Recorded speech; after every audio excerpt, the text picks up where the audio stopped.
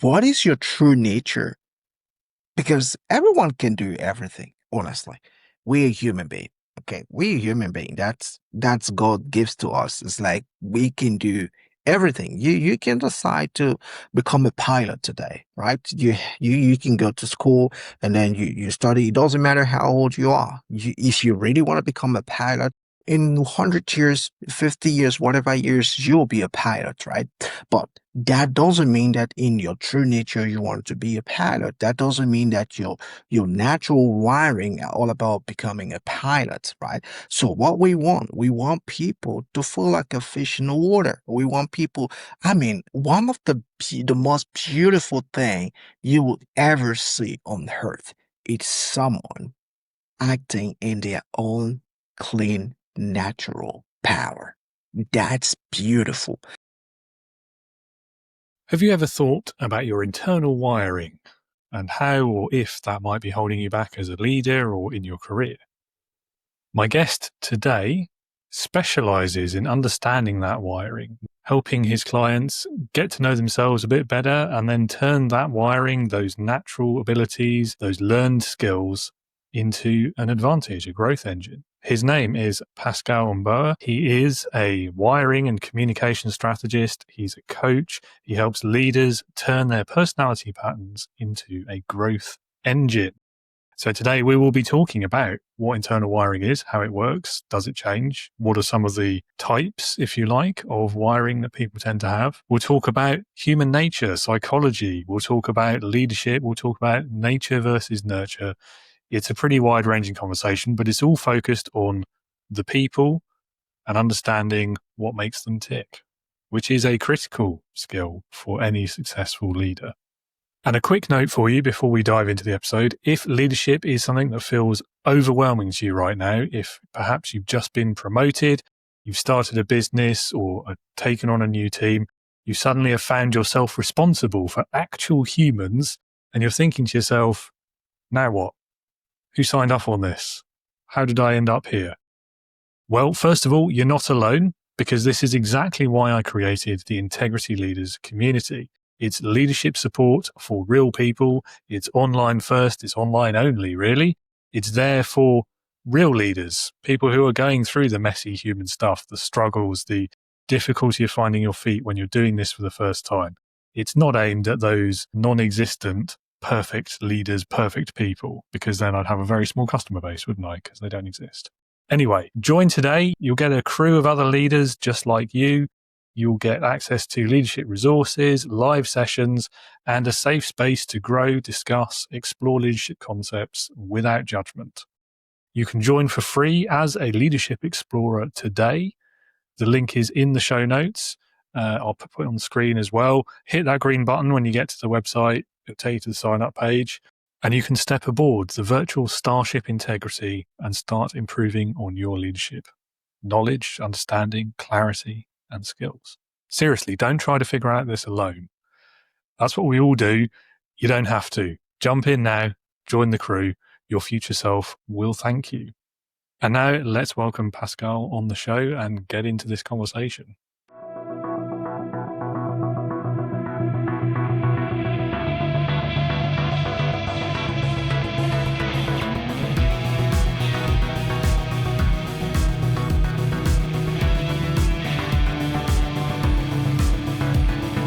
Welcome to the Leading with Integrity podcast. Leadership talk for the modern manager. With your host, David Hatch. Pascal, welcome to Leading with Integrity. It is lovely to have you on the show. Great to meet you. And thank you so much as well for such an early start in Canada over there. It's like 6 a.m. for you, I think. So appreciate it. Thank you so much, David, for having me this morning. I'm pretty sure it doesn't matter what is the time now. I'm pretty sure I'm excited about the conversation we're about to have. Mostly that is, I'm a strong believer of changing life through conversations. I believe that people having conversations and giving themselves the opportunity to challenge what they know, um, is great. Is great. So thanks for having me this morning.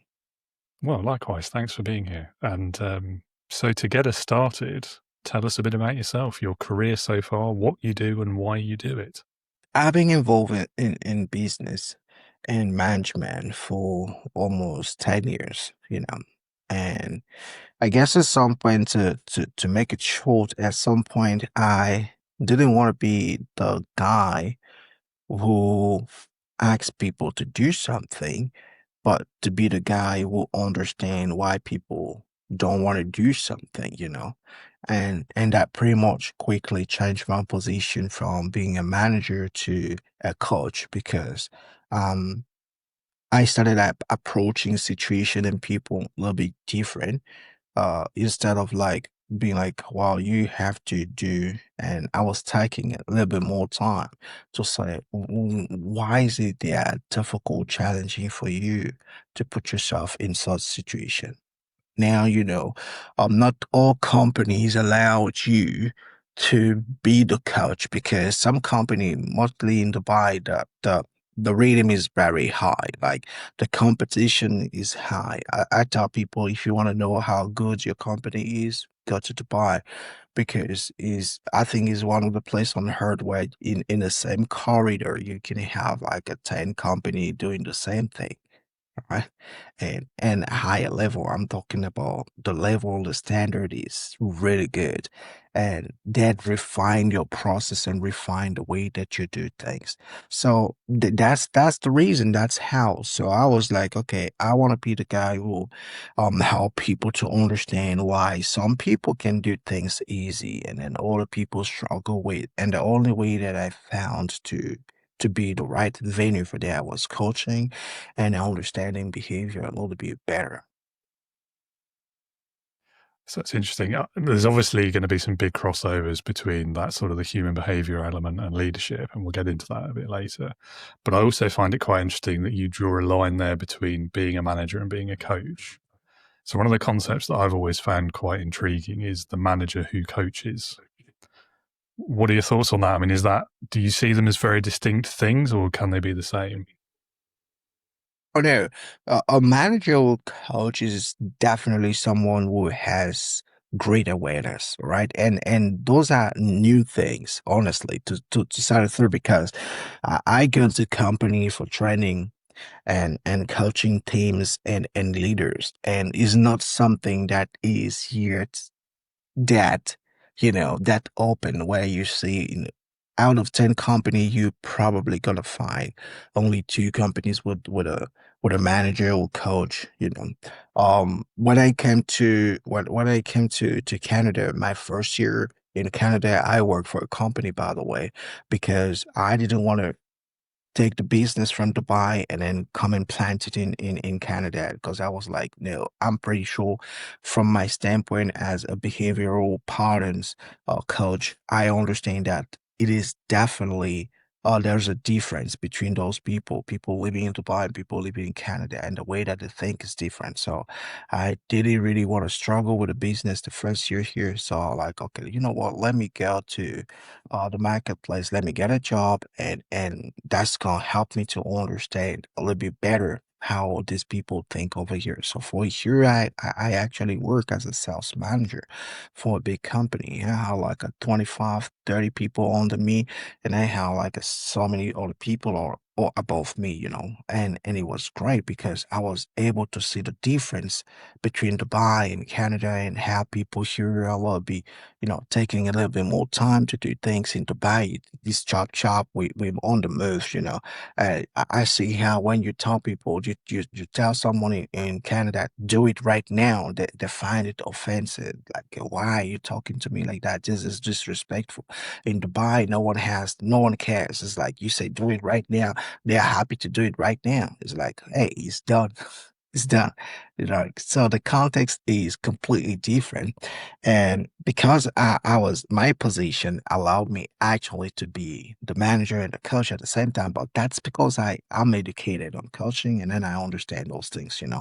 But yeah, having a manager, and that's what we're advocating every single day to tell the company that, well, you know what, if you find it difficult to hire a coach, come for training, but make sure that the manager that you have is a coach at the same time, because that's how productivity, or you harness productivity the faster, the quickest, and then the simplest way, by having a managerial coach, because it's not about the do, it's about the how to do of each and every one in the company. That's a great point. I mean, it's the culture matters, doesn't it? And not just like national cultures, but cultures of organizations. And a great bit of advice there as well, particularly for a business owner who might be eyeing up a move to Dubai or to a different country. Don't just think you can pick it up and drop it in another country. But also, like, there's whole companies and consultants in the world who make their money from like localization support, aren't there? But you're right, like it's easy to just get a job in the country where you are. That's the best way and the quickest way to understand their working culture, isn't it? Is work. Yeah, yeah, Yeah. 100%. Yeah, I like that. Really good. So one of the things that I know you talk about in terms of behavioral patterns is this idea of wiring and how people are wired and understanding that. So what is the fastest way to get a grip on that and understand it in, say, just like one or two conversations? How would you approach that? Well, basically, you have to understand the tool, you have to understand the system, you have to understand the process that goes in. But a quick way you can snap a behavior or a pattern out of someone throughout a conversation is just making sure that you focus on two things. They are rhythm and then they are focus, right? So you have to pay attention to their rhythm, not what they say. Like people will say, okay, focus on their word. Doesn't matter the word that they use, because people are limited in their vocabulary. Okay, I'm a native French speaker, right? So I can and this I learned um to speak English in Dubai. So if you want to go back in my history, it's like I'm using English as a language not more than 13 or 14 years, right? That's where I learned the scratch from scratch to whatever I can use today. So in my conversation with you as a British native, for sure, 100%, my vocabulary will gonna be different from yours. It's gonna be limited. So sometime I might use word that do not really translate my ideas, but that is the closest word that I have, that I know from what I want to say. So we're not going to focus on the word that the people are using, but we're going to focus on two things. We're going to focus on the rhythm that they deliver, and then we're going to focus on just say the rating, and we're going to focus on their focus. All right. Now, if I want to give you a quick example, for example, um we have four categories of wiring, right? So the first one, we call them the dominant style. So if you're having a conversation with a dominant person, dominant style, and then you want to know if it's a dominant style, what's going to happen is that these people, this category, they focus on what? They focus on taking responsibility. They focus on being in charge. They focus on being the boss. They focus to be the authority in that conversation. So, for example, their focus will be on result, and their reading will be on taking authority over the conversation, right? So if I'm having a conversation with a high for influential type, is different. You focus on the rhythm and then you focus on their focus. Their focus, they are people oriented. Okay, they are people oriented, and then they are always enthusiastic. So when you have a conversation with those people, they will be jumping off like boom, boom, boom, boom, boom. Yeah, let's go, let's do it. Whatever you say, they're like on board. And then their focus is always on the people. So if it's not on them as people, as a person, it will be on you as a person. So it's easy for them to be like, oh, so how are you? Yeah, you're good. So what you did yesterday, so like they are pursuing that idea of experienced people, it's like, what are you going through? If you're having a conversation with a S type, those ones, they are the steady type, the rhythm and then the focus is different. They are focusing on helping. They are great helper. By the way, when I have a conversation with an entrepreneur, I will always tell them, listen, if you're gonna build this company, make sure that if you have 10 staff, make sure that you have like a 5S, because those people will kill for you. Like your company, before your company goes down, those people, they have to die. You know what I mean? It's like, yeah, they are great support. And when I do coaching for married people, and then I found that there is a S person involved in the relationship, I'm like, I tell the other dude, like, you're blessed. Like this person is gonna be the last person to quit. It's gonna be the last person to leave the relationship because they are so reliable, The other people want to help. So their focus one more time is on helping. This is all about helping. How can I help? How can I do something? Sometime and most of the time they forget about themselves and then they put you first. And then their rhythm is so cool. It's like calm. They don't like they don't like drama. They don't like disasters. Like calm. If you bring anything that is upside down, it's gonna make them feel a little bit awkward. But I can give you the last type. I already did three. So the last one, the Caucasus, those are the C people. We call them the C type, right? So reading and focus, they focus on the details. They are very process oriented. Those are people who are like, they want to know why the A comes after the B and then the B after the C, before the C, and then the C comes before the D. Very, very detail oriented. So their focus is all about, and the rhythm is organization. It's like they really take the time to build, and they build slowly because they want to make sure that they are doing the right thing. So you having a conversation with them, one thing that you'll notice is that all their focus is on details. It's like, okay, we did 1 million last week. How? Like they don't take the time to celebrate that. That's not what it matters to them at the moment. It's like if you say we made $1 million yesterday, the first question is how, because they want to go back to the process and make sure that they understand the whole thing. If you say to an influencer that we made 1 million, he's gonna be like, yeah, who was that?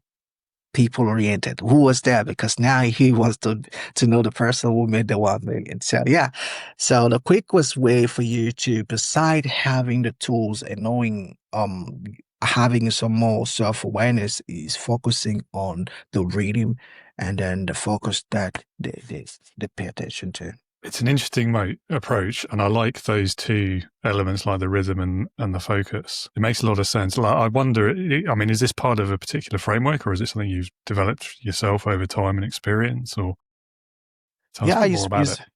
it's part of the framework. It's part of the framework, but before that, you know, one of the tools that I use when it comes to decrypting behavior and personality patterns, those is I use DISC, right? The DISC Right. assessment has been here for years. Like I can't even count how it's since maybe the 18th that people are using DISC assessment, and it is a very powerful tool. People don't just most people don't understand it because they think that is a tool that limits them. And the thing, well, why should I know my personality? I can do whatever I want to do.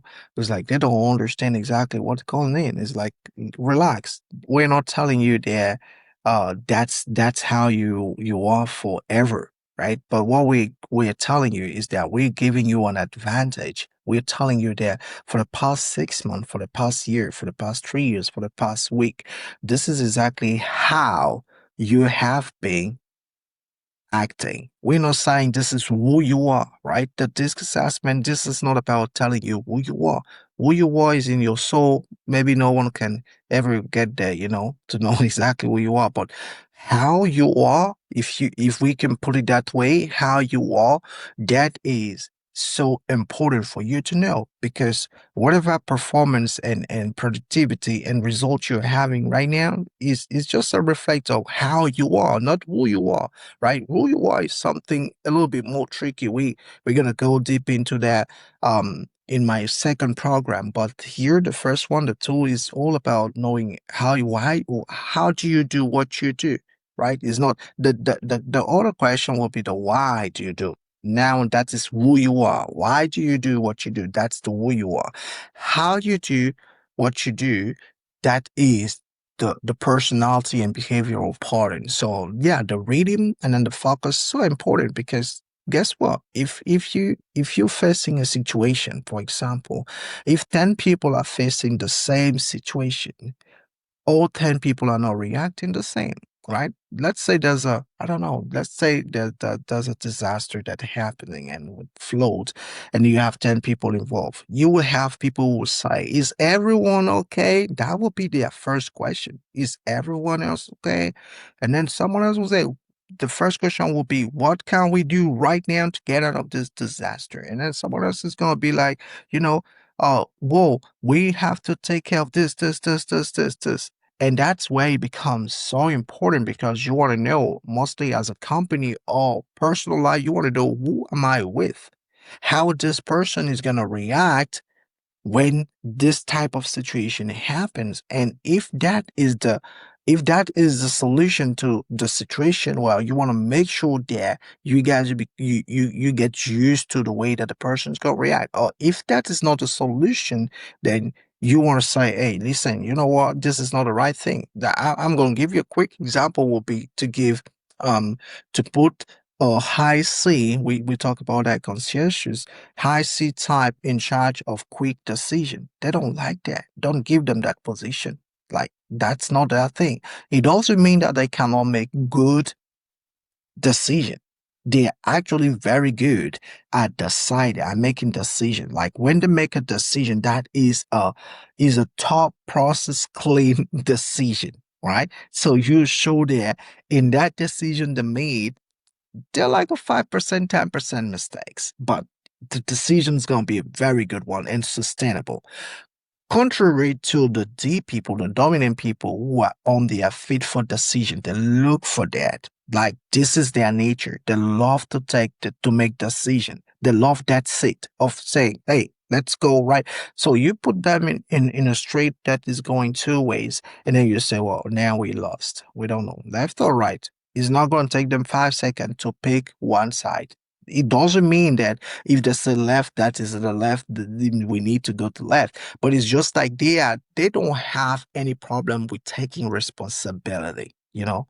So that's what you want to know. You want to know because if you want to move forward and then you give the lead to someone who doesn't want to take responsibility, like as S person, who's like, I prefer to support. Whatever you say, I'm gonna do it.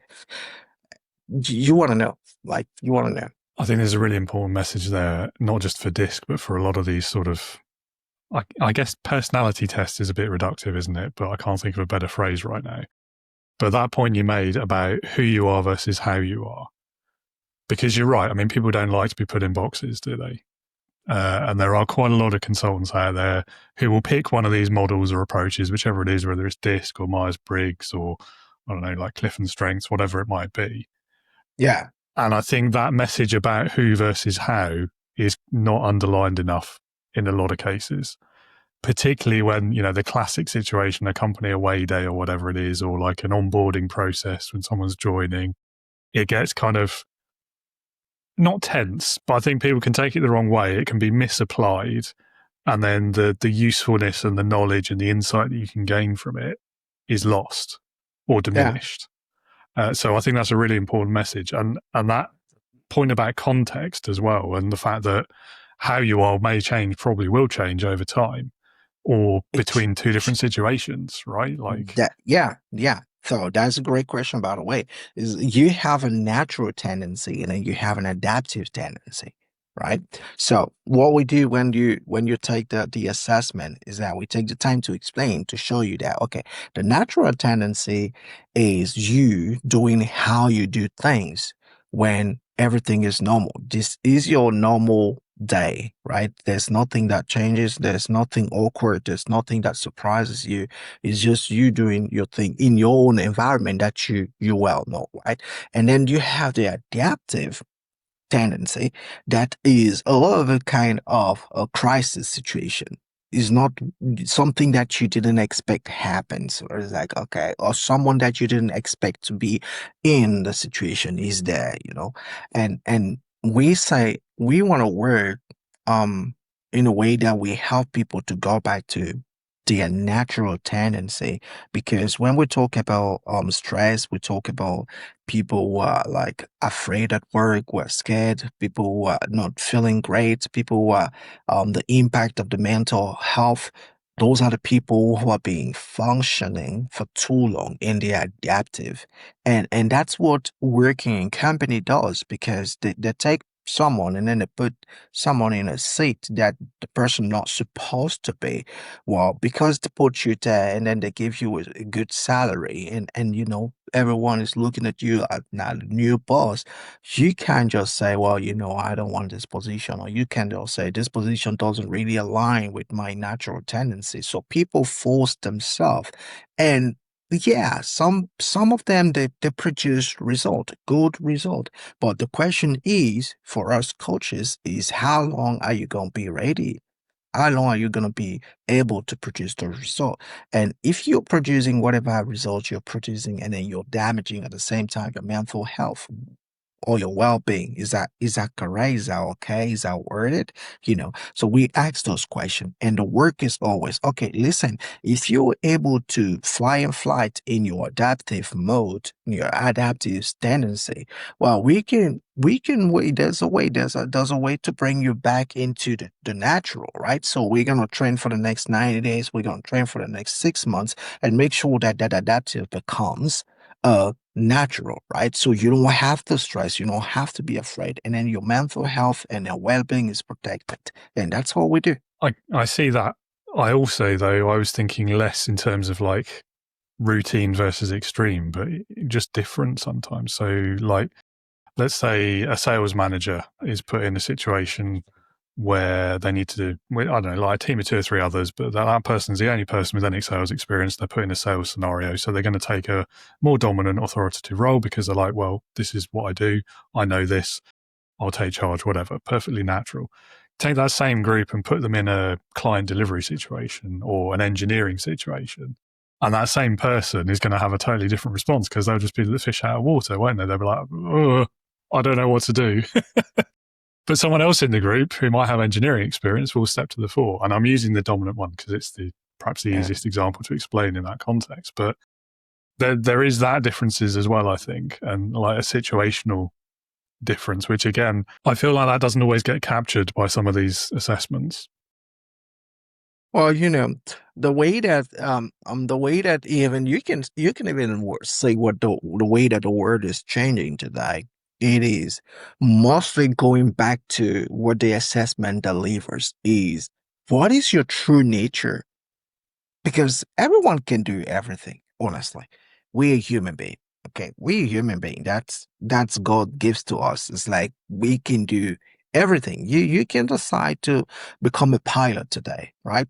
You can go to school and then you study. It doesn't matter how old you are. If you really want to become a pilot, and then we don't have these rules and policy that are, past this age you cannot do. No, they let you study in 100 years, 50 years, whatever years, you'll be a pilot, right?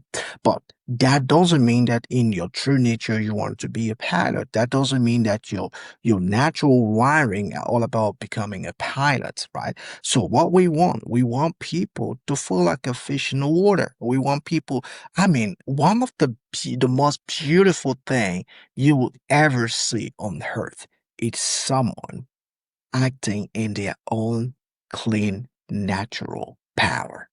That's beautiful. I mean, I don't know what you look at, but there are people when you look at doing things, you're like, gosh, this is so beautiful. There's nothing more sexy than that.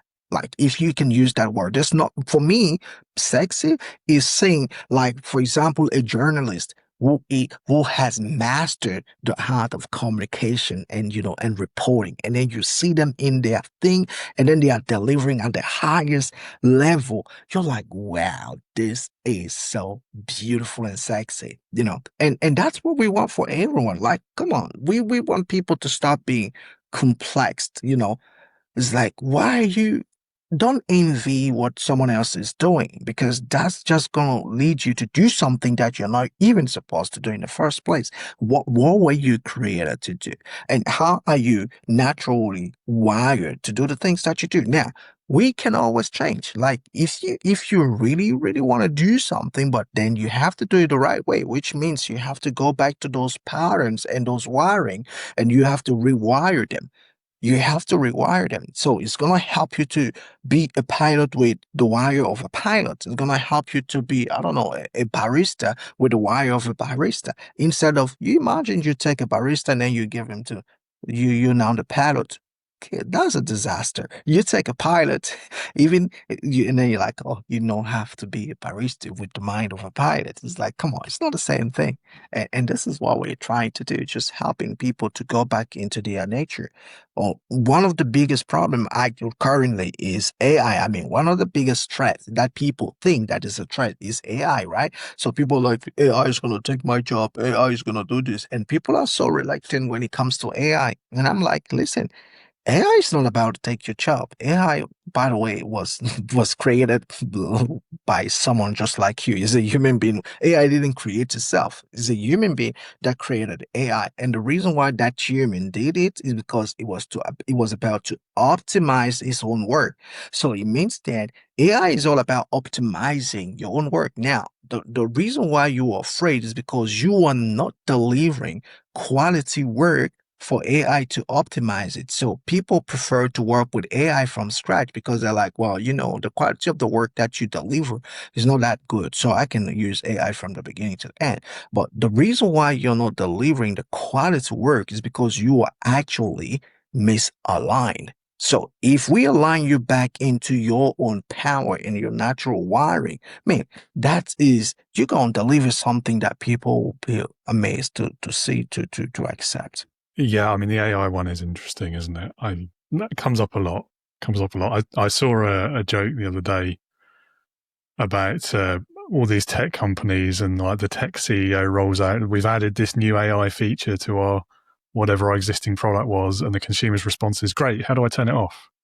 And you're just like, and you do feel a little bit sorry for a lot of these tech companies because they see that it's like the trending thing in the industry, so they're trying to force it into their system in order to get investment or more interest or whatever. And then the user's immediate response is, that's brilliant, but I didn't ask for it. Turn it off, please. Anyway, that's a bit of a tangent. So, I mean, it's interesting. So I have to ask you now, because this is something that comes up in the leadership space a lot. Like, what are your views on nature versus nurture and born versus made? And like, how much of these, because you've kind of touched on it already, but so taking your 4 profiles, for example, like how much of that is like implicit? It's a characteristic. It's something that you're born with and you can never change. And how much of it is something you can learn, build on, change? What are your views on that? The first thing is that change is available. All right. I love starting type of answer. Like, change is available. If you want to change, you will change. Okay. If you really, truly want to change, you will change. Right. So, there is nothing that has been made in a block. It's like, you're not phased. This is not definitive. It's not something that will never change. So it doesn't matter if it was born or not born, change is available and you can change. Now, there are people who are, like we spoke about that naturally, that people will come naturally as leaders. Those are the D people, right? If one of my daughter, she's a D. I already know she's a D because the way that she deal with me, she deals with her mom. She's a D. She likes to take charge. She likes to be an order. She want to do. She's 1 month, but she likes to be around 1 year. Pardon me. She likes to take decisions. She want to eat by herself. She want to take things. She fights for. You can see the character is forming, right? You can see the character forming, and the more you put them in a context to take charge and then to make their own decision. And I do that a lot with my first child. I'm like, she's 3 years now. The first one is 3 years, and then we go places. Recently, it was an amazing example. I'm just using it to explain this. We great, and then we had a paddle model in water in front of us, and there's practically no way to go about. So I'm like, okay, you know what? We need to cross, but how are we gonna do that? And it's just like, I'm like, okay, you know what? your sister and myself, we're gonna stay here and go. We wait for you to make the decision so we can go. And she was comfortable to make a decision, even though she didn't know exactly what to do. She was comfortable. She was like, "Yeah, okay, wait, give me 1 minute," and then she figured it out. And then she was like, "Okay, Daddy, let's go this way." And then we went that way. So the more you put them in an environment that allows them to take charge and then to make decision, guess what? You're creating that deep power in them. And then they will grow like that, right? And once they grow like that, it depends on the environment. Is if the environment needs someone like that, so they can take charge. Otherwise, the environment is going to try to convert them, right, to something that the environment actually needs. So you have people who are born like that, and then you have people who understand that, well, it's just not gonna work. It's just not gonna work, right? So for me, that my personal experience, I have a bit of both. Like from the context, from the context I grew up a little bit deep because I kind of was a lot bullied. So I had to stand my ground. I had to defend myself. So at some point, I started developing some characters and natural wiring to help me to stand up for myself. But then the other part that was borrowed from the environment, it was when I started going out of my country, and as an African black guy, it was kind of different. And I don't like to use things like a racism, those are not my word, but I'm just like, I noticed that there's a difference. I noticed that there's a difference how people are treated, sometimes because of the skin color, sometimes because of the English accent, sometimes because of the knowledge. It's a lot of stuff. And I was like, okay, you know what we're gonna do is that we're gonna mirror these guys who are treated well. That's it. So I'm gonna study them. I'm gonna see what they do, how they do things, and I'm just gonna do the same thing, right? So I was able at some point to borrow some of the words, to borrow some of the way of thinking, and to borrow some of the way of standing until until I get to the stance where I'm like, okay, now I don't really want to borrow anything because I understand already how the system works. But listen, till the end of the year, I mean, to the end of the life, we will still borrow some stuff. It's like there are people who are good. Like one of my mentor, he's good at speaking. He's good at motivating. He's good at coaching. But at some point, he couldn't just enter some spheres because he didn't have a PhD, because he wasn't yet a doctor. So his candidacy will come on the table with other people profile, and then they will like, no, we will go with that person because this guy doesn't have a PhD. And when I'm talking about borrowing things, that's one of the things. So he was like, okay, you know what? I don't really need this PhD stuff. I don't really need it. But if I want to play at this level, I feel like this is what I have to do. So because those people, they have it, so we borrow that, so we go in there, we get a PhD. Now we are playing in the same, like they are playing in us in the same coach. So yeah, there's born, and then there's something that you take from the environment, because the environment, that's just what the environment needs. That's interesting, and thank you for sharing your point of view there. Yeah, I don't know. I swing back and forth on some of these concepts. I've always quite firmly believed that leadership it's a learned skill. But I also accept there are certain like personality traits or behaviors or, learning, whatever you want to call it, that Uh-huh. people are naturally better at. But then it's difficult because they won't have been naturally great at those things the minute they were born, or even like as a kid or a Now, teenager. And well, there's that point quite often where these skills, not skills, but these sort of things emerge, if you like. And where I get really kind of tied up and confused around these things is like, what is it that makes that happen? And are there like inherent traits that it doesn't matter what environment, what yeah, experiences those yeah, people go through, those traits they will out? yeah, yeah, yeah. Some of It's a them are tough one. just, yeah, some of them are just, yeah, some of them you just, I think, for example, if you want to put on a, on the table two races like black and white people, I think you will probably find that black people are quick to fight for their own thing. Like, this is something that I really look deep into. So you will find that black people are quick to fight, but the question is, why do you think that they're like that? Those are years of racism and slavery that has impacted the grandfather. And now it's still some of this, whatever it is still embedded in them. So you look at the white side, you look at black side, it's different. It's different. That means that somehow you come on this herd with some of it, right? No, but I think that's not, for me, it's not the most important. The most important is always that change is available, and also that it doesn't matter if you want something, go for it. Like what we the last thing that we're saying in this conversation is that if you want to be a pilot and then you feel like you're not wired to be a pilot, don't go to be a pilot. That's not what we're saying. We're saying that every change is available. And I think the key difference here is easy. Okay. The key difference here is easy. Easy, what does that mean? Certain things come easy to certain people. That's it. That's a key difference. So if you're naturally wired to do something, that thing comes easy to you. So while the rest of the world is struggling and crying and being like, oh my goodness, I'm spending days and weeks to make this happen. How can you do it? Like you're just playing. It's like for you, it's a joke.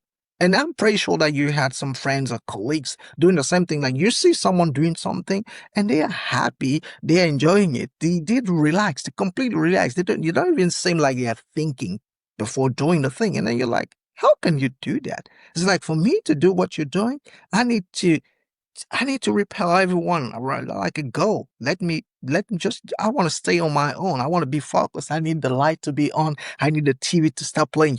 I need a certain amount of focus to be able, and you doing it in the midst of thousands and thousands of people and noise, and you relax. So that's it. That the key is how easy it comes to you.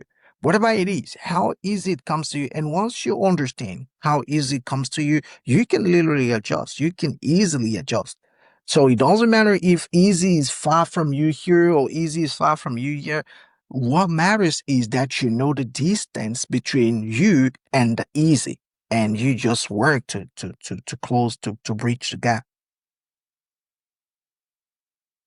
Yeah, I see. I know. I see what you're saying. Yeah. I guess you're right. Like, it doesn't matter whether it's something you're born with or something you learn. It's just, yeah. I think that's probably a good way to look at it.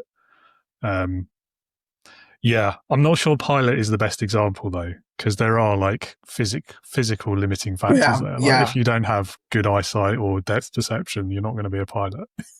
yeah, for sure. But for example, yeah, wanted to be a pilot. Yeah. There's a clue on the wall behind me. I know that wasn't a stretch, but still, yeah. Okay, so I mean, if we were to try and talk about this in terms of like one daily habit that's tailored to a person's wiring, like what examples could you give us of someone who's trying to transform their performance, or perhaps a leader who's trying to work with someone they're leading to achieve the same? Like, what would be Yeah. your top tip, if you like? Okay. So right now we're tapping into discipline and motivation. All right. So we're tapping into two things, two very important things, discipline and motivation.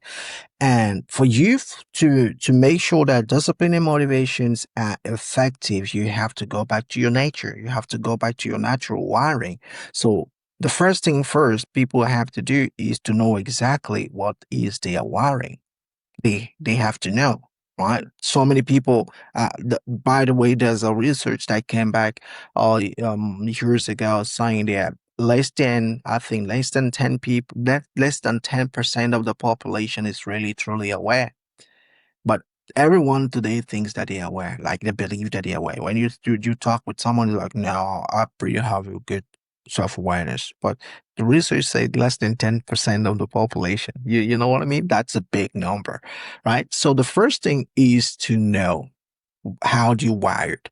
What is your natural tendency when it comes to solving problems? What is your natural tendency? How do you solve problem when it comes to relating and building a relationship with other people? What is your natural tendency? Are you someone who go for it? Are you someone who wait until you've been spoken to before you react? How do you relate with people around you when it comes to pacing your work? How do you go about that? Are you someone when they give you something to do, you do it instantly and then you deliver, or you're someone who's going to wait and be behind the line? You have to know when it comes to respecting and going with rules and regulations and rule regulation that people uh, and standard that people have built and put in front of you. How do you respect that? Are you the one who say, "Hey, it doesn't matter how I do it. What matters is the result," or you're like, it doesn't matter what the result is. I'm going to go step by step exactly as the manual says, right? So we were talking about a pilot. We were talking about a pilot. You want to be a pilot, at some point you have to respect the rules and regulation, right? If you put someone who has no regard for rules and regulation, we're going to crash, right? We're going to crash. So that's the first thing is like you want to know exactly what is your natural wiring, what is your adaptive wiring.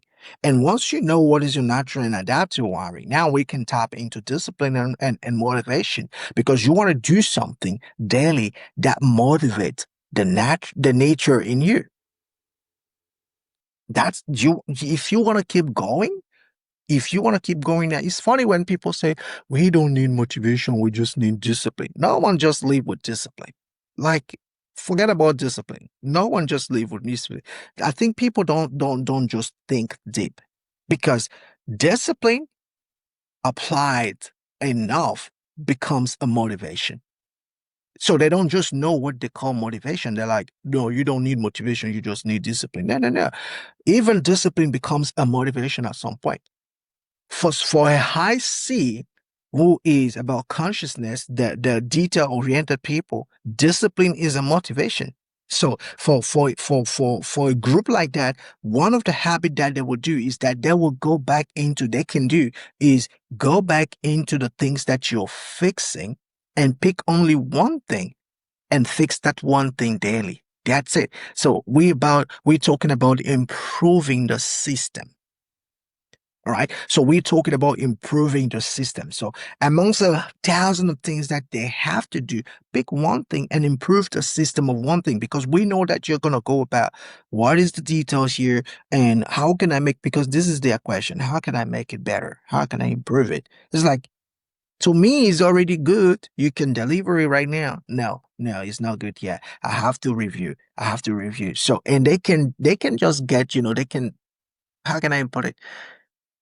They can stay stagnant for too long because they are trying to improve a process that has already been improved, right? So we say, okay, you know what? Don't go mad about this. Just pick one thing in a day and then improve your system. We know that once they do it, they're gonna come out with a lot of energy to do 100 of other things. Okay, this is one time. If you want to say, I mean, you want to talk to do you want to we want to talk about the influence type, for example, the I type, for example. We say make sure that you connect with some people.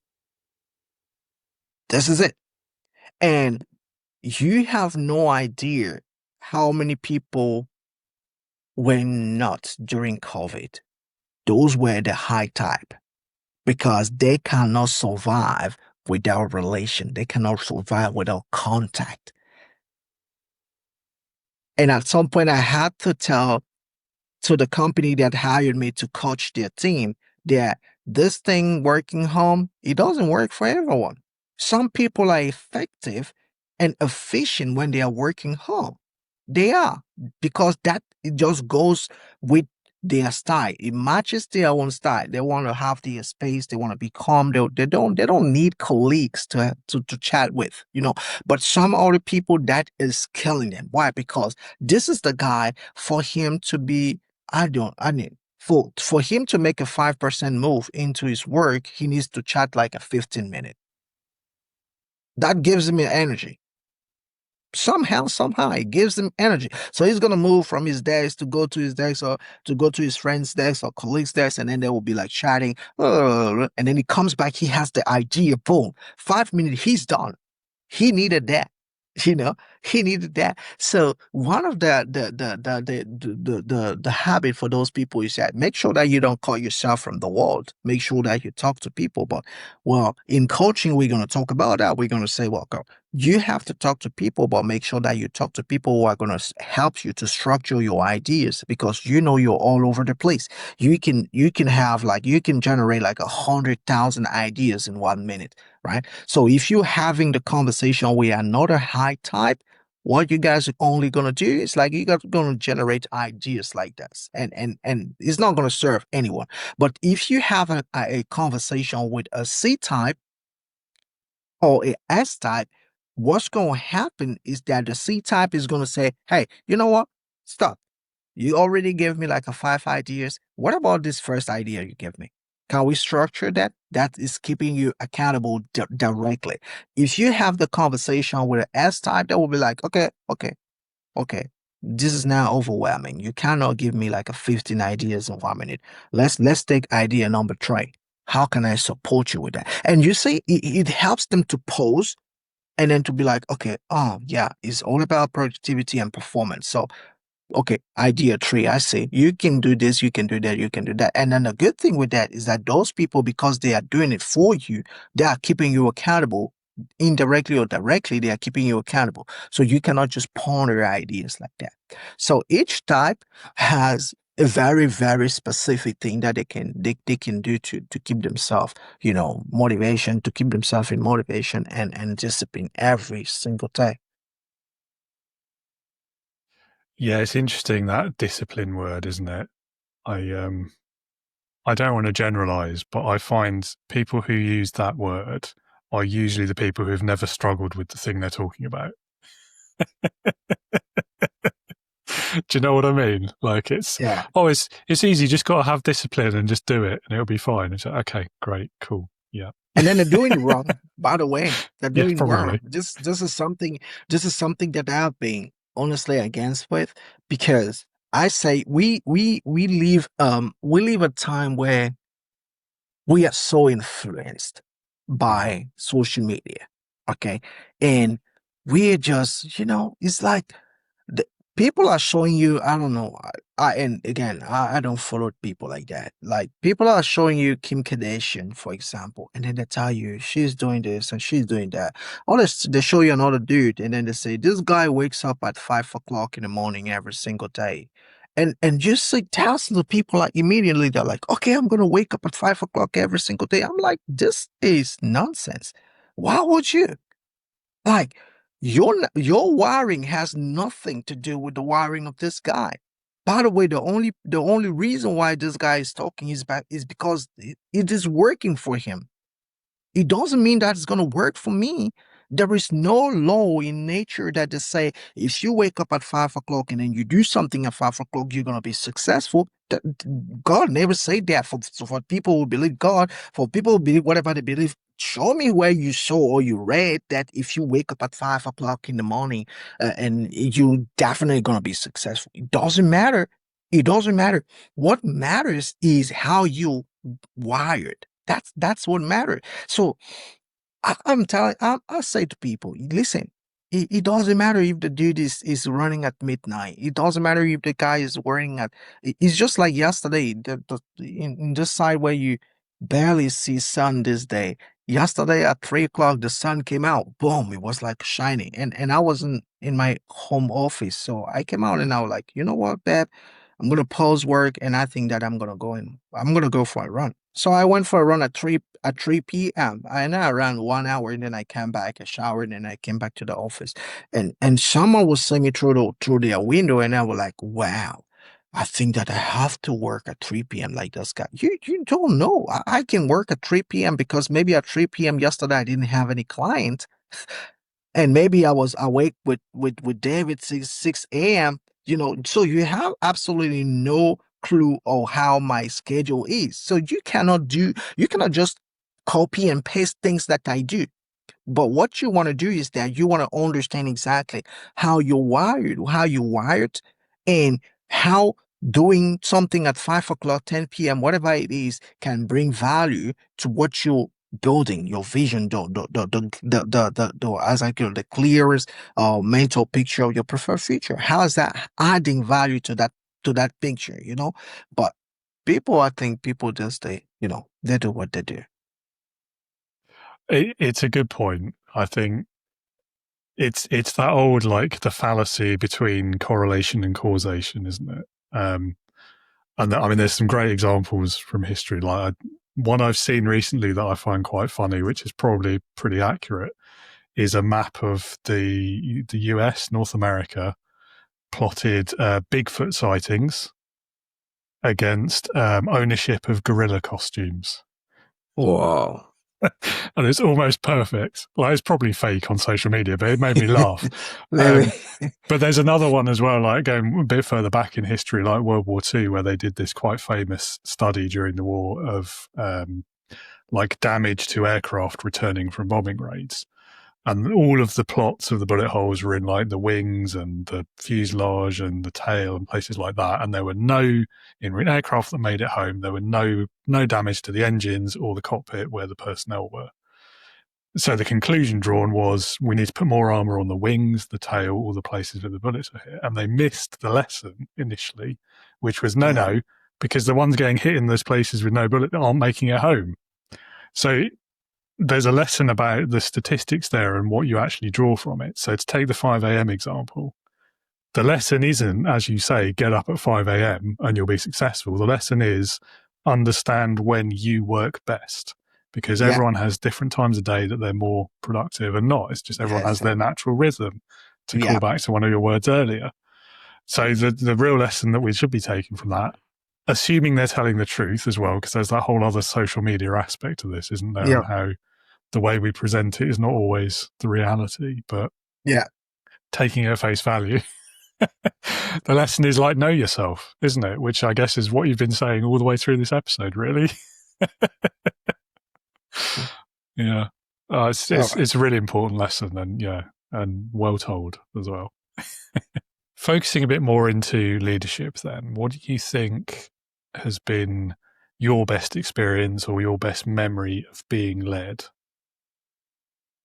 My best memory of being led would have been, I think, would have been the freedom, giving me the freedom to think the business and to direct the business the way that I was thinking about it. Right. So yeah, one of the greatest experience, by the way, that I had was giving someone gave me the space, because I remember once in Dubai, as I was operations manager, and for a very impressive company, touristic. And the way that I got the job, first of all, and I think that that's where the person got the idea of giving me the freedom to do what I think of the business, because from the beginning he saw my interest in the business, because I was doing something else, and I used to go down to the business, and I was just observing the business and observing how the business is going, and I figured out who was the boss, because you cannot hide. And someday I had a chance to be in front of the boss, and I was like, "Hey, I'm just saying it. I'm not criticizing no one. I'm not trying to do anything. I'm just sharing. I was like, if this was my business, this is the way that I would do it. This is the way that I would do it. I would change it. I would do that." And then the guy was like, "Whoa, really amazing. We don't have the money. Actually, we don't have a operations manager, and we don't have. I'm the owner and the manager at the same time. So, and we don't have the money to hire you right now." I'm like, "No, that's cool. I didn't want to work for you guys. I was just saying, if it was my business." And you like know, by the next year, like pretty much 6 months after that, I met that guy again, and then he came and was like, "Hey, do you want to work for us?" Like, do you want to do exactly what you say you wanted to do 6 months ago for us? And I'm like, okay, yeah, cool. Things that change. I'm ready. So, and yeah, I've been taking the company and for almost 3.5 years, I've been pretty much doing the way that I thought. So I wake up in the morning with my own imagination. And the thing is that, it wasn't just do whatever you want to do because this is not my business. It was, well, we give you the freedom because until now we are saying good things, But the very first day you do something that doesn't go cool, well, we have to sit down and restrict your freedom, which is okay. Like, I'm okay. Why? If you give the lead to someone who can take the business from 0 to 5, 5 to 10, why would you put restriction on that person? Just let the person run, let the person run. But if you say that the business is now going from 10 to 9, 9 to 8, 8 to 7, then you want to go back to the table and then say, okay, we have to talk about some stuff, right? So I say give freedom, that is important. I say freedom, but also I say to people there, one more time, this is the same conversation. Give freedom according to the wiring of the person. And this is the biggest mistake because even on the marketplace, we have those big conversation and you feel like you open LinkedIn and then you feel like everyone is talking about micromanagement. It's like, people, the manager who is micromanaging is the bad manager. If someone is micromanaging you is the wrong type of person, And I'm like, you guys, you don't understand behavior. You don't understand behavior. That's why you say what you're saying. Micromanagement, the micromanagement is not a problem. Is not a problem. It is a strategy. It is a strategy. Just like you can let someone do whatever they want to do, micromanagement is a strategy, but it applies to who? That's the question. So every single person at a certain level need to be micromanaged. Every single person. Every single person. If you are an expert in what you're doing and then you go in a new company with different rules and regulations, you need to be micromanaged because you were not in that company before. It's new to you. So you need someone to step by and then like, oh, right here. No, don't do that. Don't do that. Wait, is here? No, wait. And then you're like, no, but in my previous company, you're like, yeah, we understand. That was the previous company. This company is different, right? And then maybe the person is quick to catch. So you won't have to do the full 90 days of micromanagement with a person. So after 6 days, the person was like, okay, cool, I'm good. And then you let them run. But letting just the idea of that no one is supposed to be micromanaged. That is a wrong idea. It's like if you build your, and most of the people will say that they never build a company. By the way, most of the people, they never build a company, they never own a company. They never pay anyone. Because when you start paying salary to 10 people, 20 people, 25 people, 100 people, 1,000 people, God, you don't just want people to run like chickens without knowing exactly what they are doing. But of course, doing too much of that also may cause some issue, and lack of productivity because at the same time we say is about behavior. So restricting someone who like a high D, for example, if we take the D personality, if you restrict them and then you put them so much, you put them so many guidance and how they have to function, what you're doing is that you're just taking away their power because these guys are the one who want to be in charge. They want to be the authority. They want to figure out things for themselves. They like the challenge. So if you take the challenge out of whatever you're giving them and then you're like, okay, I'm telling you what you have to do every single day, it's going to be boring for them. And they will quit or they would disconnect. Those are the two dangers. So either they quit, but most people don't quit because they need the salary. So they just disconnect and then they end up doing zero effort because it's not that they assume that it's not needed. So they show up, they do the 8 hours and then they go home. That's it. They don't look beyond six, they're not about to think about your business at 7 p.m. or 8 p.m., 9 p.m. They are not. But if you give them the power and then you let them run the way that they want to run because they are the G people, trust me, they are working more for you than they work for themselves, because they go home 10 o'clock, 11 p.m. They are start thinking about that idea that they're so like, oh, there's this idea. How can I implement this idea tomorrow at work? They are working for you because you have the intelligence to let them run, you know? Yeah, I mean, micromanagement's a great example of everything you've been saying, I think, because it is. I know what you mean on LinkedIn, like, and I've probably been guilty of this myself. It's only half the story. Like, micromanagement is bad if. Micromanagement is bad when.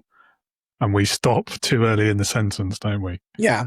Yeah. But that said, there are also quite a few managers and leaders and CEOs in the world who micromanagement is their default and only setting, regardless of the context, the situation, or the individuals. Like, if you're still micromanaging someone 10 years after they first started working for you, or 5 years, or a year, or even 6 months, that's not about that individual. That's about your approach to management and leadership, and you're not doing something right, basically, like that. And that, I think, is the bit where we get lost, isn't it? And I think that, so for me, I think I understand it. I understand the impulse to do it. I've probably done it in the past. But I also understand it is so destructive to a team, to an individual morale. You're absolutely right. You do it for too long or in an inappropriate way or setting, they'll disengage and you'll lose their productivity. And the irony of it is most of the people doing it are because they're doing it because they think it's the best way to ensure productivity or to keep their staff or to make sure the targets get met. And it's kind of funny in a way. Like, you sort of have to laugh about it because otherwise you cry. Yeah. Yeah. You have to understand exactly the person you're dealing with. That because there are some people who are actually good with micromanagement. I already find, by the way, in Canada, I found more people who are cool with micromanaging by Dubai. There are people who are cool with that. Like, you tell them hour by hour what to do, how to do it. They're happy with that. They'll never question you. They will never be angry. They will never be mad at you. Like, there are people who are cool with that. So if you have that type who is okay with micromanagement and then you let them run, guess what? They're frustrated. They are not happy.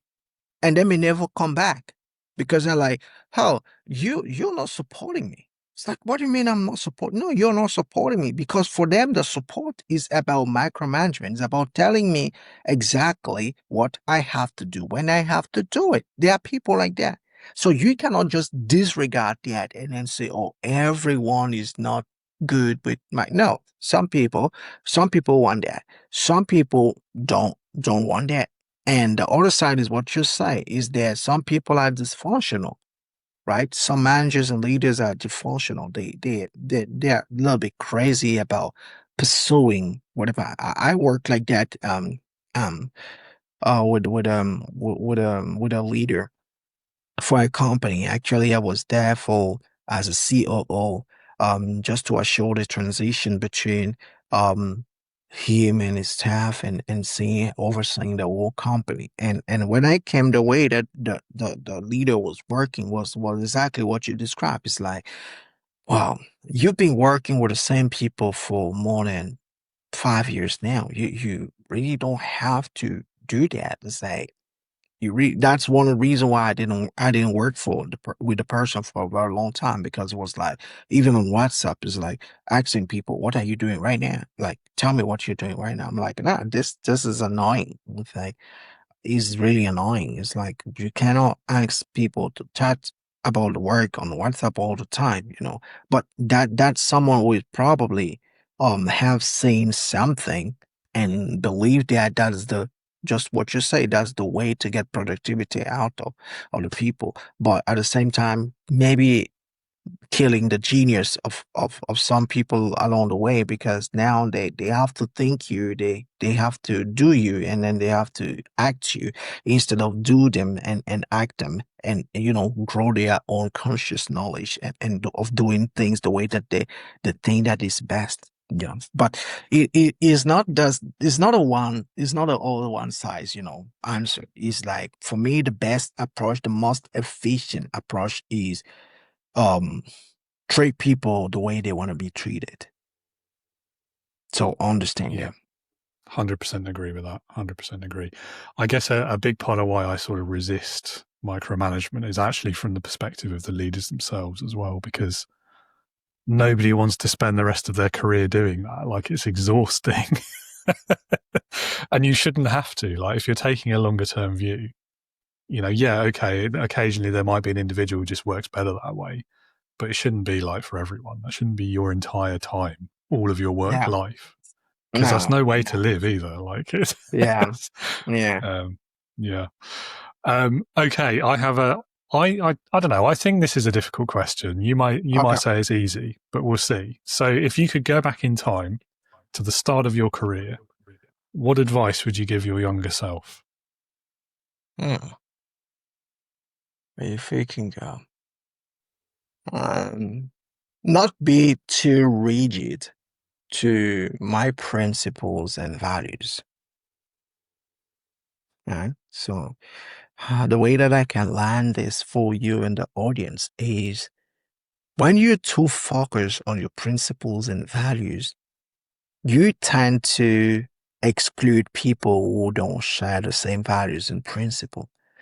And immediately, you also keep yourself away from learning from those people, the things that you actually need to go to the next level.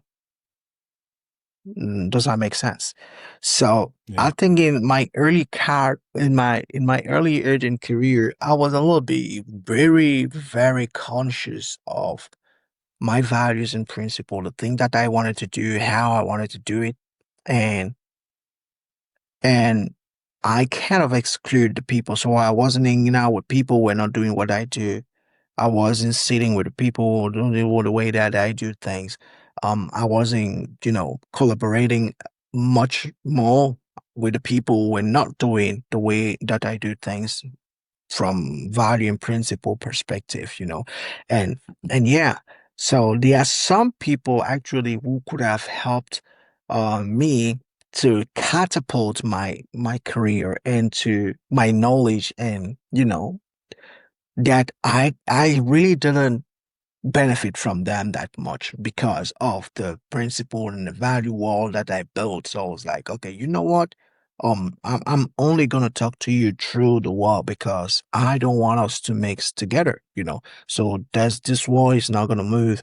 I don't want to know what you're doing after 6 p.m. because it's none of my business. First of all, you don't do what I do, so I don't want to know. But after 6 p.m., probably I would have learned one or two things that would have helped me to move forward on my side a little bit faster, a little bit quicker, because they were experienced. So yeah, that's one thing that I probably could change a little bit. It's like, okay, your values are your values. Your principles are your principle, but don't try to create this is not about you creating your community of people like-minded, or, people who share the same value. No, this is not about that. This is about you growing. And if they put you in a town with people who are superhero, but who don't share the same value and principle as you, what would you do? Would you decide not to become a superhero just because they don't have the same value? No, you will have to learn and say, okay, you know what? We don't share the same value. Okay, we don't share the same principle, but I still wanted to know how you guys should do this, and you do that, and then you do that, and then figure it out, and then if you want, now apply your own principle and values to whatever you've found. Yeah, I think that's a great lesson for the modern age, isn't it? And just life outside of work as well. It's also a very human impulse, though, isn't it? Yeah. And I think, Yeah, I mean, when you started with like, don't be too rigid to your values and principles, I wasn't sure where that was going. I'll be honest. Like, I thought this was going to get really controversial really quickly.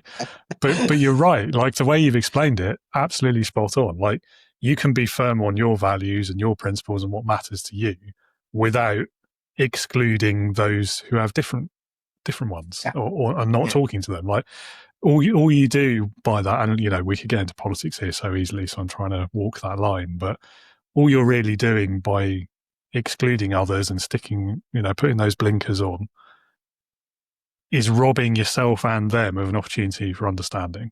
And that exactly. ultimately is the point of communication, isn't it? And I think, you Yes, know, if true. we could all be a little bit better at that, then I Yeah, think a lot of the problems in the world wouldn't be as bad as they are today. that's true. Okay, that's a politics line. I'm not going over it. I'm stopping there. Right. So one last question for you, if I may. This is the mandatory question that everyone gets because it's my Okay. favorite one. So it's leadership heroes.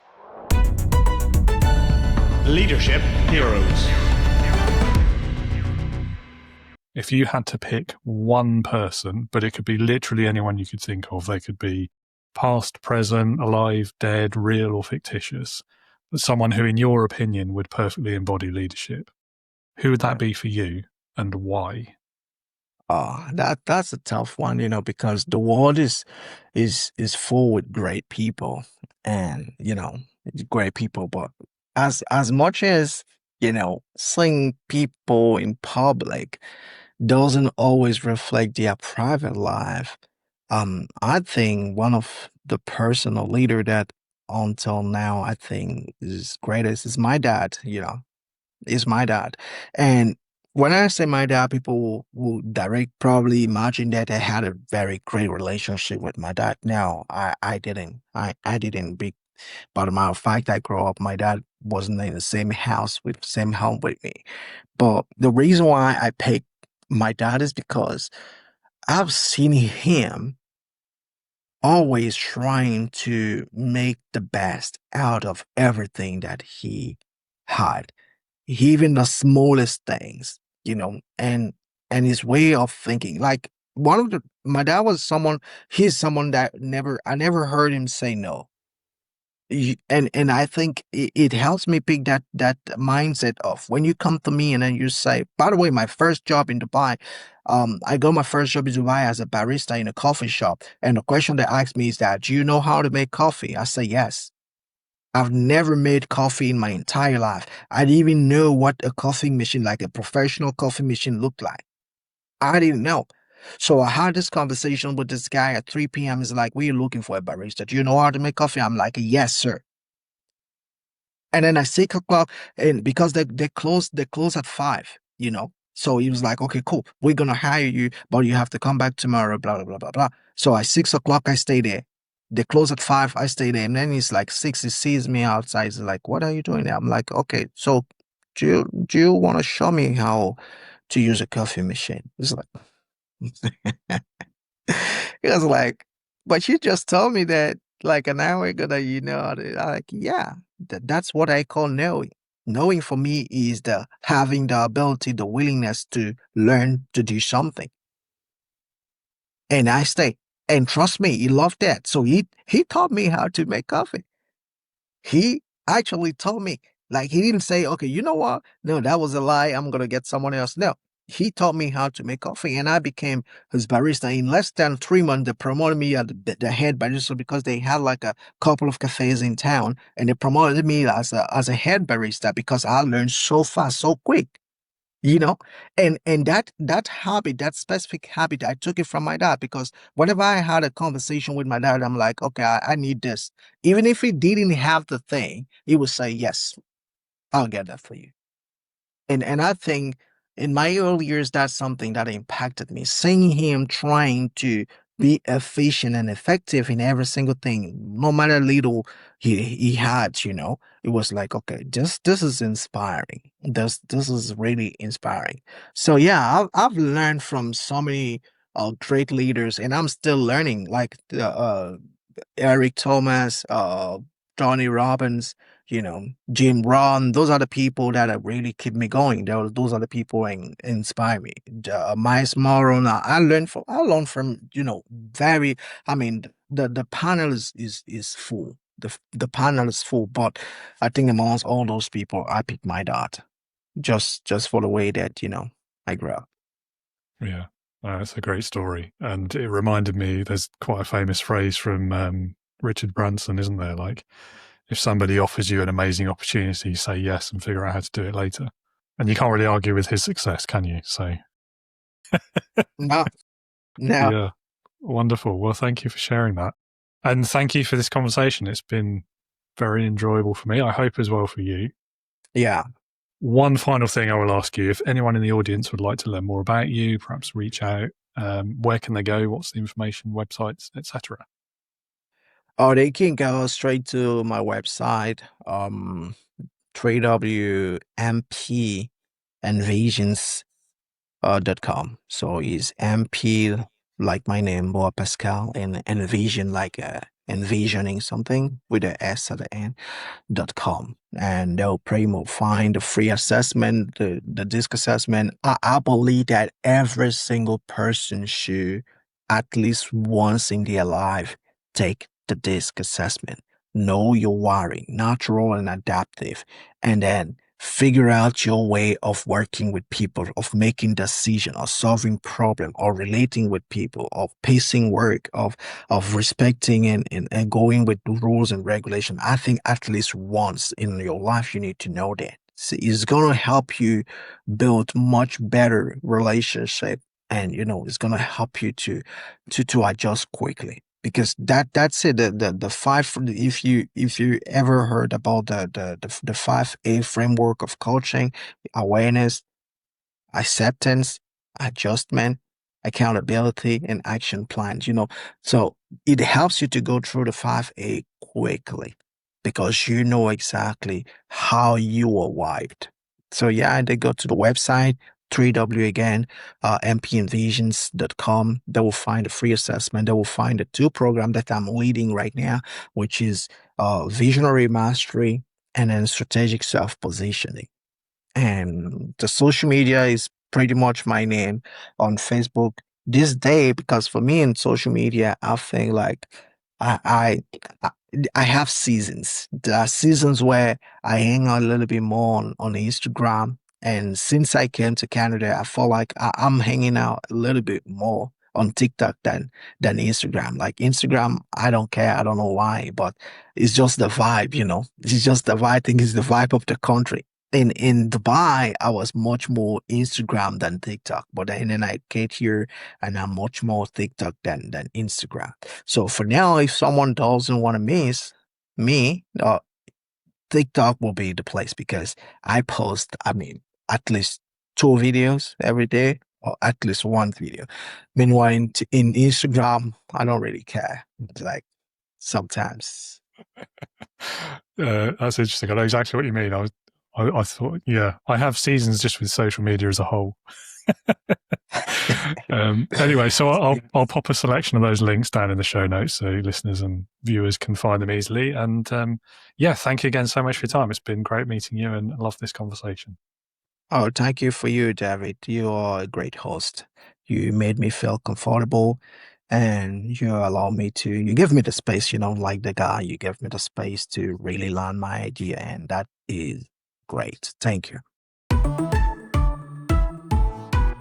Thank you, Pascal, for a great conversation there. Some interesting tangents we went down and I really enjoyed it. It really made me think some of those things, and it's challenged some of my assumptions as well about like inherent traits versus learned behaviors. And yeah, there's a lot to unpack in that episode. Listener, viewer, I hope you get a lot out of it as well. I hope you enjoyed listening to Pascal talk as much as I did. If you would like to learn more about him, his website link and his LinkedIn address are both in the show notes. So I do encourage you, as always, click on those and go and learn more things. And if you are listening today because leadership is feeling a bit heavier than you expected, it's more than you thought you were in for when you agreed to take on that role. Perhaps you're a new manager, maybe you're a first-time business founder. Either way, you've become responsible for people for the first time. They're looking to you for direction, inspiration, guidance, and you don't really know where to start. You are exactly the sort of person that I'm building the Integrity Leaders community for. So come and join us today. The website is on the screen and in the show notes. Inside, you will find support, training, relatable other leaders that you can learn from and with, and a place where you don't have to pretend you've already figured it out. So whether you are struggling with low confidence, you're verging on burnout as a leader, you're feeling that imposter experience, or you're just trying to lead your team the best you can without taking a leaf out of the Klingon playbook or turning into some corporate evil overlord, then this is the place to be, because you don't have to lead alone. Click that link in the show notes, head to leadingwithintegrity.co.uk and sign up today. Or if you'd rather have a conversation about it first, always happy to talk leadership. Message me on LinkedIn. Again, the link's down there in the show notes. I would love to hear from you. Always happy to talk leadership, as I say, and I really enjoy hearing about people's experiences of leadership. So whatever stage you're at, there is a place for you at Integrity Leaders, and I hope to see you there very soon. Thank you for being with us today. This is the last standard episode of the year, because next week we are launching into the Christmas Leading with Integrity extravaganza that I every year forget to come up with a better name for. So rather helpfully this year, Christmas week has fallen on a Monday to Friday. So that does make my scheduling nightmare much easier. It's not really a nightmare at all. So starting on Monday, we will have daily episodes next week. On Monday the 22nd, I'll be talking charisma, influence, and ethical persuasion with my guest, John Ball. Then on Tuesday the 23rd, I'll be joined by Melissa Lorena. We'll be talking executive coaching, integrity, creativity, and mindfulness. On Wednesday the 24th, Christmas Eve, my guest will be Simon Holzapfel. We will be discussing, among many others, a recurring theme, the importance of leadership development training. Then Christmas Day, I admit I'll be scheduling this in advance. I won't be sitting on the computer watching the upload on Christmas morning, rest assured. But it will be the annual Christmas special. We'll have a whole wealth of guests. Maybe, hopefully, not as many as last year, because I went a bit overboard and it was nearly a 3-hour episode last year and there was just too much editing involved for that. But it will still be a bit of festive fun, some silly questions, some Christmas jumpers, maybe the occasional silly Christmas hat as well. And we will talk leadership, Christmas, and the festive controversies this year. You'll have to tune in and see what that will be. And finally, closing out the week on Friday the 26th, the annual, I say annual, this will be the second year, so it's becoming annual this year, the annual Boxing Day clip show, where we sum up some of the best moments, some of the recurring themes from the podcast this year. So that will be Christmas week. I hope you'll be there for some of them as they come out. And if not, it will give you plenty to listen to over the festive period and in the run-up to New Year. And this year, I'm not taking a week off. There will be another episode. In fact, there'll be 2 episodes on New Year's Eve. You're joined by Maritza Inglesis, and we will be talking about her experiences as an HR professional, why she got into HR, what she does today, and the very many challenges, costs, pitfalls associated with poor management, and why leadership and getting it right is so important for modern business, among other things. So that's another great episode to look forward to. And then we will close out the year, of course, with the annual New Year's special, where I'll be asking a selection of guests what their biggest lessons were from 2025, what they're going to do different in 2026, and more besides. Another excellent roundup of leadership lessons to end the year with. So I hope you're looking forward to all of that. I certainly am. Maybe not so much the editing, but it'll be fine. I'll get through it. I quite enjoy listening back to the episodes anyway, so it's all good. It's all good as long as you enjoy it, right? That's the meaning of work these days, I've decided. Right, I'm going to stop rambling. That's all for today. I'll see you again on Monday. And until then, have a good rest of your week. I hope you're managing to tie everything off before the festive break, before the end of the year, and that you don't have any of those stressful, nasty deadlines to work on that so many people do seem to have at the end of the year. So until we speak again, as always, be a leader, not a boss.